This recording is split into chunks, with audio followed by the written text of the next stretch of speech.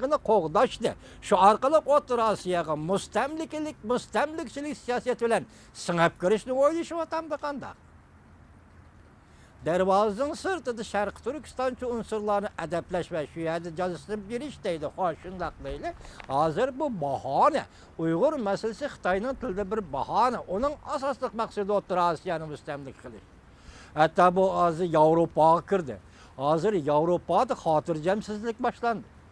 Mesela Vengriyani quturatdi. Yunonistonni quturatdi. Hozir Yevropa ittifoqining ichki qismidan parchalamoqchi bo'ldi. O'rta Osiyo bu yoq tutsa, siz biz bu yoq turib turayli. Madaniyatli g'arb dunyosi Yevropa. Masalan, Fransiya, Germaniya ega bo'lgan Yevropa ittifoqining ichki qismini Xitoy parchalayapti. Biroq shunga diqqat qilinglarki, Amerika Qo'shma Shtatlarining sobiq davlat ishlar katibi Tillerson Latin Amerikasi, Afrika bu davlatlarni ziyorat qilgan vaqtda Jungoning bir yo'l bir belbog' siyosatini yoki iqtisod siyosatini tanqid qildi. Hozir Yevropa ittifoqi o'xshashli Jungoning bir yo'l bir belbog' iqtisod siyosatini tanqidladi. Bundaq aytganda ham iqtisodiy jihatda ko'tarilish va uyg'unish, ham siyosiy jihatda Jungoni yer shari bo'yicha qo'rshovga olib tanqidlash hozir boshlandi. O'rta Osiyoga qaytib kelaylik.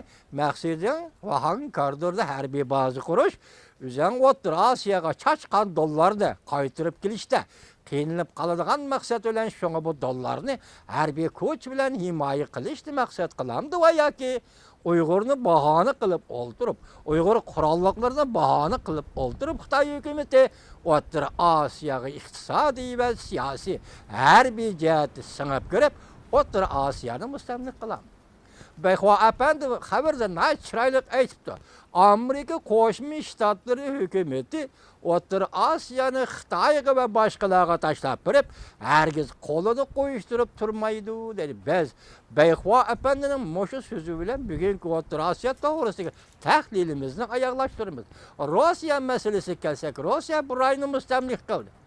Rossiyaning darhol bu yerdan chiqib ketishi mumkin emas. O'rta Osiyo davlatlarining Rossiyani bu yerdan qo'g'lab chiqarishi mumkin emas. Ular 70 yil, 60 yildak birga yashadi. Bir-biriga til va madaniyat, urf-odat va bir-birini tushunish jihatda O'rta Osiyoga Rossiya obdan ishlarni qildi. Shunga Rossiyani bu yerdan chiqarish bu mumkin emas.